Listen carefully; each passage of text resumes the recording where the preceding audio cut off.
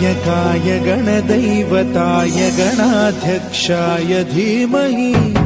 गुणशरीराय गुणमण्डिताय गुणेशानाय धीमहि गुणातीताय गुणाधीशाय गुणप्रविष्टाय धीमहि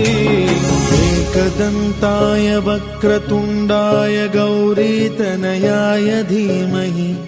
गजेशानाय भालचन्द्राय श्रीगणेशाय धीमहि